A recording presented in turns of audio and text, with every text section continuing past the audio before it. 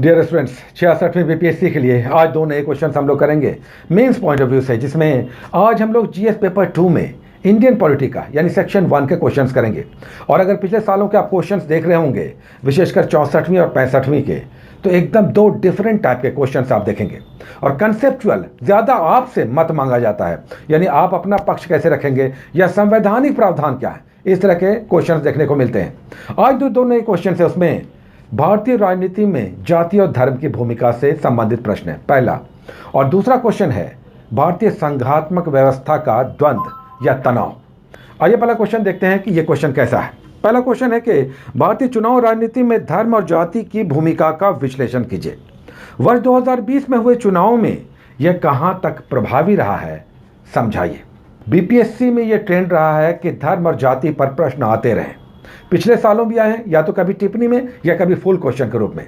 तो इसे आपको करना है भारतीय राजनीतिक व्यवस्था में धर्म और जाति की भूमिका, इसके सारे पक्ष। और पिछले सालों में इस तरह के क्वेश्चन आते रहे हैं। तो अगर जनरल स्टडीज के सॉल्यूशंस आपके पास हैं जीएस के, तो इस तरह का आंसर आपको दिख जाएगा कि इस तरह का आंसर कैसे लिखना है, इसका फॉर्मेट आपको दिख जाएगा। उसका दूसरा क्वेश्चन है कि भारतीय संघात्मक व्यवस्था में केंद्र और राज्य के मध्य तनाव के क्षेत्रों का विश्लेषण कीजिए। आदर्श संघीय व्यवस्था के लिए संवैधानिक प्रावधानों को चिन्हित करते हुए अपना मत प्रस्तुत कीजिए। संवैधानिक प्रावधान इस पर क्या है? अब जब केंद्र मजबूत होगा, राज्यों को लगेगा कि उसके हक को छीना जा रहा है। तो ये केंद्र और राज्य का द्वंद्व सदैव रहा है, जब भी केंद्र मजबूत हुआ है।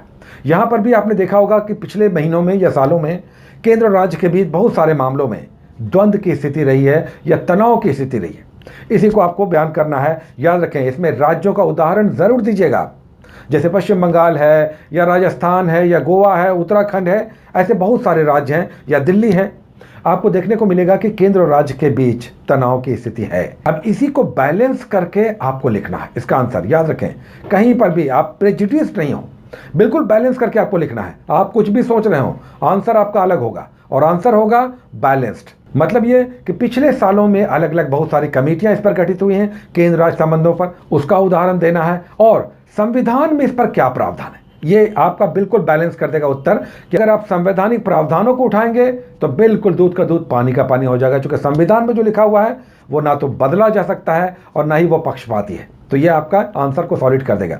और दूसरा कि बहुत सारी कमेटियां गठित हुई हैं इस पर, केंद्र और राज्य पर, इनके भी उदाहरण आपको देना चाहिए। और पिछले सालों में क्या क्या हुआ है केंद्र और राज्य के संबंधों को लेकर, उसमें राज्यों के उदाहरण के साथ साथ आप इसे बैलेंस कर अपना मत रखिएगा। ये ध्यान रखिए, प्रेजुडिस नहीं होना है और भावनाओं में नहीं बहना है, तो आपका आंसर बिल्कुल बैलेंस हो जाएगा। और पहला वाला क्वेश्चन, धर्म और जाति की भूमिका, ये सब प्रश्न काफ़ी खतरनाक होता है अगर आप भावनाओं में बह गए।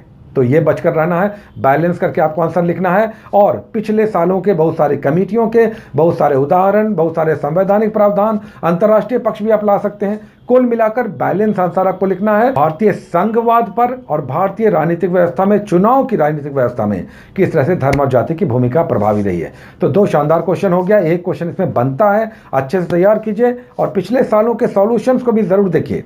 जनरल स्टडीज का पिछले सालों का सॉल्यूशंस ले लीजिए, अगर आपके पास नहीं है या होगा, इन सॉल्यूशंस को भी जरूर देखिए, पिछले सालों के क्वेश्चंस को जरूर देखिएगा। इस तरह के प्रश्न विशेषकर आते रहे और तब अपने आंसर को बैलेंस करके आपको देना है। तो रेडी रहे ये दो नए क्वेश्चंस के साथ, आप पहले से भी कर रहे होंगे। कुल मिलाकर टाइम कम है, इसमें बिल्कुल कूल रहना है और सोचते रहना है कि हम सारे क्वेश्चंस एग्जाम में कैसे लिखेंगे, और हाथ को नहीं रोकेंगे, क्योंकि 22-21 मिनट में सारे प्रश्नों के 1 बाय 1 हल आपको देने हैं। Take care.